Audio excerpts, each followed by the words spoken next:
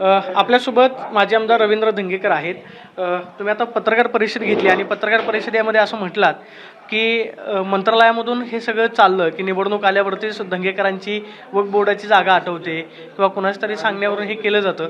मात्र मी याच्यामध्ये जर दोषी असेल तर मी DCPच्या घराखाली जाऊन आत्महत्या करेन.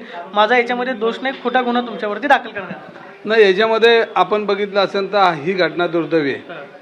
जे खलील शेख जे ते त्यांच्याशी मी कधी भेटलो नाही, बोललो नाही आणि ह्या प्रोजेक्टमधनं आम्ही कधीच बाहेर पडलो. पण मी पळून जाणार नाही. मी पहिल्या दिवसापासून होते, जरी बाहेर पडलो असेल तर हे 4 मराठी मित्र आहेत आणि आम्ही एकत्र हा प्रोजेक्ट केला होता आणि चौघांनी पाचही आम्ही मुलाबाळांची किंवा आमची भविष्यातली जी व्यवसायाच्या दृष्टीने आम्ही तो प्रोजेक्ट केला होता. पण हा मंत्रालयातून हा प्रोजेक्ट बंद केला. मग कुणी केला, काय केला हे तुम्हाला माहिती परिस्थिती.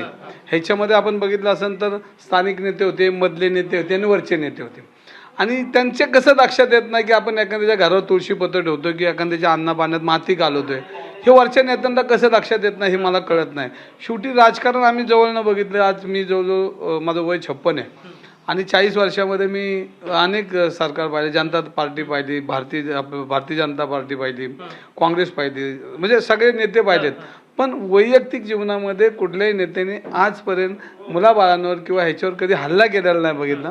आणि हा जो हल्ला आहे ह्याच्यामध्ये कुठेही काल माझ्यावर DCP साहेबांच्या आशीर्वादाखाली जे माझ्यावर त्यांनी गुन्हा दाखल केला, काय केलं, काय कारण आहे माझी, काय चूक आहे माझी, ते बघितलं नाही. त्या प्रोजेक्टमध्ये मी नाही ते बघितलं नाही. तो खलील शेख जो आहे त्यांनी कुठं माझं नाव घेतलंय, मी व्यवस्थित बघितलं आणि त्यांनी माझं नाव नाही घेतलं. मग माझ्यावर गुन्हा का दाखल झाला? परवा नरे आंबेगावमध्ये एका पत्रकार आणि एक लेडीज 1 कोटी रुपयाला लुटलं. कुठं गेला तो? मी पेपरला बातमी वाचली. कुठं गेला? हेच मोहिते साहेब तिथं अधिकारी आहेत.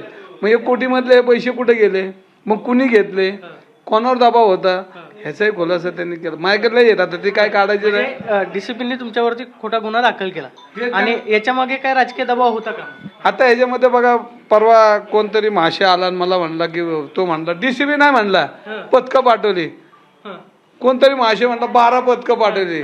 म्हणजे मंगळसूत्र चोर लोक पुण्याचा पोलीस कमिशनरचं काम चालू केलं का काय? नवीनच ऐकलेलं. हे पुण्याच्या पोलिसांची इज्जतच फार बाहेर काढायची वेळ आली. कोण म्हणतोय तर मंगळसूत्र चोर म्हणतो की 12 पथकं गेलीत. धंगेकर पळून गेलेत. कशाला पळून जात? मी काय चोरी केली काय? मंगळसूत्र चोरलं? अहो, त्यांची मातोश्री लोकांच्या दारात फिरत होती. माझं पोरग मंगळसूत्र चोरून पोलिसांनी पकडून नेलेले. ह्या दह्यानी नेडवाईने 100 वेळा त्यांची आई लोकांच्या दारात उभी राहिलेली पाहिली मी. माझी आई नाही गेली माझा पोरगा चोर आहे म्हणून. माझा पोरगा लढावं म्हणून माझी आई जाईल. माझी आई मंगळसूत्र चोराची आई नाही, माझी आई मर्दाची आई आहे, चोराची आई नाही आहे. आता या सगळ्या प्रकरणामध्ये रवींद्र धंगेकरांवरती आरोप झाले, गुन्हा दाखल झाला. तुम्ही पक्षाच्या निदर्शनास काय आणून दिलंय का? कारण तुमचा पक्ष सत्तेमध्ये सहभागी आहे. उपमुख्यमंत्री एकनाथ शिंदे तुमच्या पक्षाचे नेते आहेत आणि सत्तेमध्ये असताना सुद्धा अशा पद्धतीचे तुम्ही असं म्हणताय की खोटा गुन्हा दाखल केला. पक्षाचं राजकीय वजन मग कुठे कमी पडतंय का? नाही, ह्याच्यामध्ये बघा, मी परत एकदा सांगतो की माझ्या आयुष्यात मी कधी चुकलो नाही आणि ज्या दिवशी चुकन त्या दिवशी मी स्वतःहून समोर जाईल.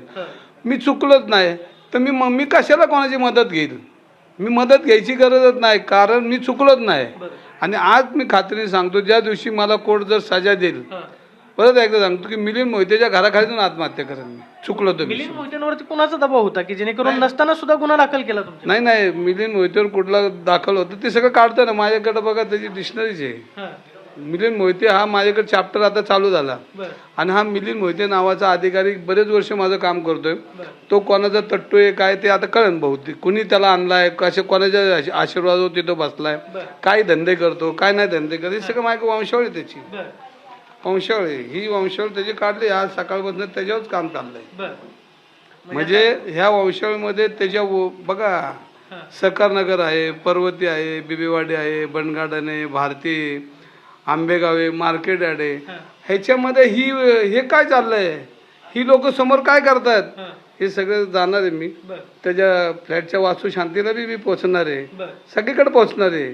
त्याच्या शेतीवर जाणार आहे. त्यांनी जिथं शेती जरा तिथं बी सल्ला घेणार आहे, कशी घेतली जाते, कसे लाख करोडो रुपयाचे फ्लॅट घेतले जातात. ह्या सगळ्या गोष्टी आहेत. मागच्या आठवड्यामध्ये 1 कोटी रुपये एक पत्रकाराने, एक पोलीस अधिकाऱ्यांनी एका व्यापाऱ्याला लुटली, त्याचं काय झालं? ह्या सगळ्या गोष्टीचा विचारायला जाणार नाही. शेवटी लोकशाही आहे आणि लोकशाहीत हे जावंच लागणार आहे. म्हणजे मिलिंद मोहितेंना सुद्धा तुम्ही विचारणार की माझा संबंध नसताना गुन्हा का दाखल केला? ते तर विचारावंच लागेल. आणि मी हे सांगितलंय, मी जाहीर सांगतो चौकात येऊन की मी जर चुकलो ना त्या दिवशी आत्महत्या करून त्या दारात जाऊन, आणि असं म्हणून की माझ्या खुशीने केली. पण माझ्यावर जर खोटा गुन्हा दाखल केला तर त्याचाही जाब विचारणं माझं कर्तव्य आहे. लोकशाही हे काही सोपं नाही. हा विषय रवी दंगेकर हा सोपा आहे का? अजिबात नाही. म्हणजे तुम्ही असा थेट आरोप करताय की डीसीपी मिलिंद मोहिते यांच्या फ्लॅटच्या पूजेला जाणार, त्यांच्याकडे शेती कुठून आली किंवा काय, म्हणजे सगळी डिक्शनरी तुमच्याकडे भेटा ना की प्रगती कशी झाली. मग मी प्रगती करायला गेलो आत्महत्या, आणि तुम्ही केली प्रगती तर म्हणजे काय घेतलं? नाही म्हणजे व्यवसाय करायला शिकलो पाहिजे ना आपण. आम्हाला व्यवसायच करताना आला, आम्ही वक्ष जागा घेतली नसली तरी. तुम्ही कसे प्रगतशील झाला ह्याची बी माहिती मला घ्यावी लागेल ना. प्रकरणामध्ये ज्यावेळेस खलील शेख यांचा व्हिडिओ आला, त्या व्हिडिओच्या नंतर त्यांनी फक्त म्हटलं होतं की दंगेकरांनी सुद्धा मदत केली नाही. त्यांनी तुमचं असं म्हणतं की त्या व्हिडिओमध्ये नाव घेतलेलं नव्हतं.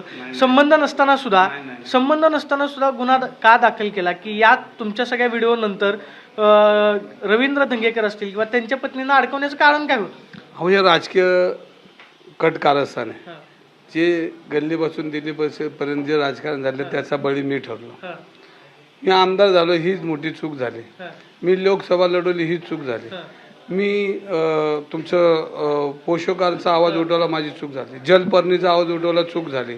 मी गरज विषय किंवा हे सगळं अंमली पदार्थाविषयी आवाज उठवला, ही चूक झाली. मी अंमली पदार्थ आपलं पब संस्कृती बंद करा, ही चूक झाली. मी अनेक बिल्डर लोक चुकीचं काम करतात त्याचा आवाज उठवला, ही चूक झाली.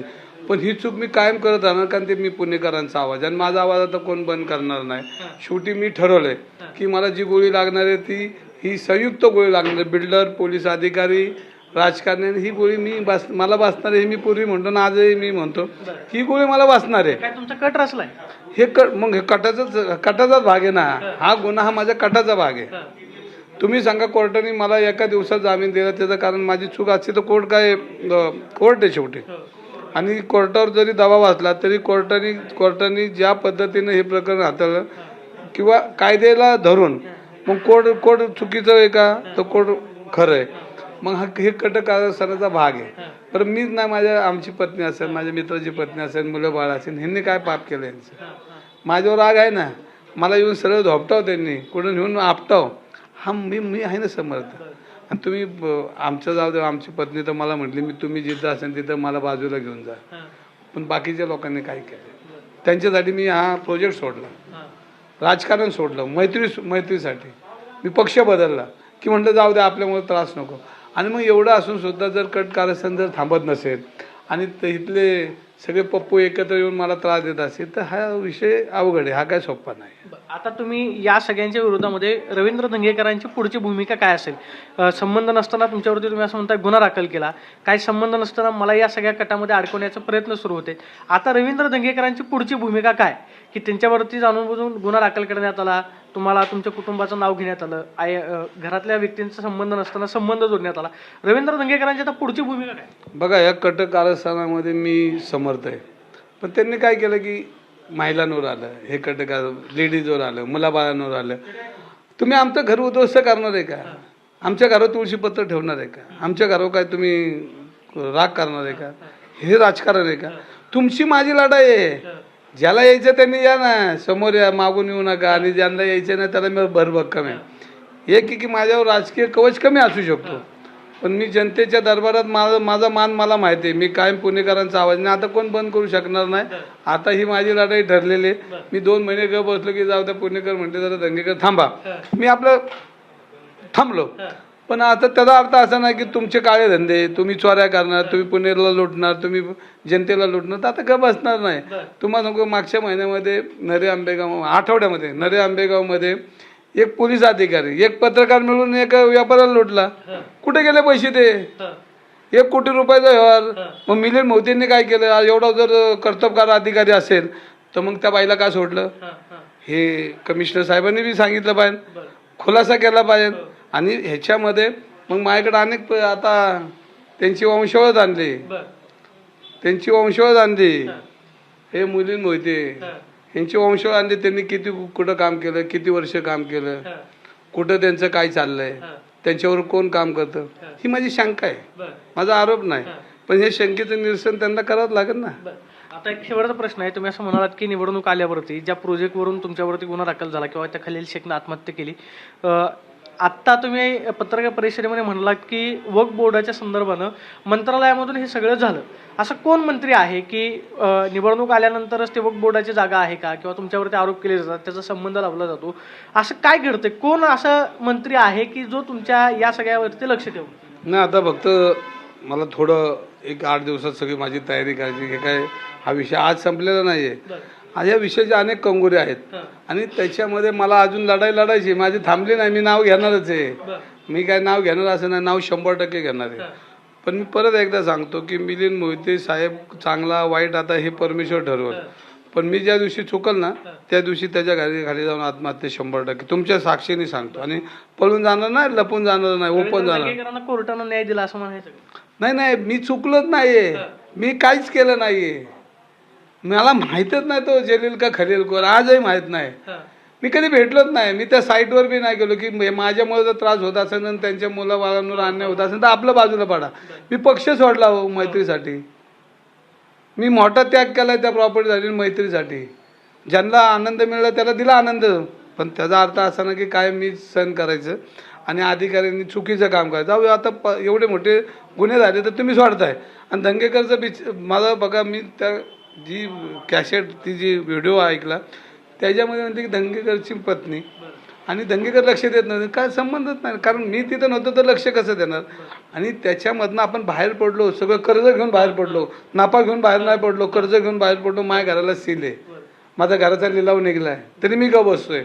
म्हणजे तुम्हाला आमचं घर काय उद्ध्वस्त करायचं का, आमची बोलावून रस्त्यावर आणायचे का? तर हे राजकारण असं चालत नाही. ज्यांना वाटतं त्यांनी करावं राजकारण. पण एक गेला दंगेकर तर त्याचे विचार 100 दंगेकर तयार होते. कारण शेवटी लय दिवस चालत नाही. जे आपण बघतो देशातली परिस्थिती आज, लय दिवस चालत नाही. थोडे दिवस आसुरी आनंद आहे तेवढा घेऊ दे त्यांना. तर आपण पाहतो की रवींद्र धंगेकर सांगतात की या सगळ्या प्रकरणामध्ये माझा संबंध नव्हता. या प्रकल्पामधून मी काही दिवस आधीच बाहेर पडलेलो होतो. मात्र तरीसुद्धा माझ्यावरती खोटा गुन्हा दाखल करण्यात आला. मात्र ज्या डिसिप्लिनचं त्यांनी नाव घेतलेलं आहे त्यांची संपूर्ण कुंडली माझ्याकडे आलेली आहे. आणि त्या अधिकाऱ्याकडे सुद्धा जमीन असतील, पुण्यामधले फ्लॅट जे आहेत त्या अधिकाऱ्यानं प्रगती कशी केली याचा सुद्धा त्यांना शंकेचं निरसन करावं लागेल असा थेट इशारा रवींद्र धंगेकरांनी दिल्याचं पाहायला मिळते. Camera person Pravin Nakkason, Pradeep Kapse, TV9 Marathi, Pune.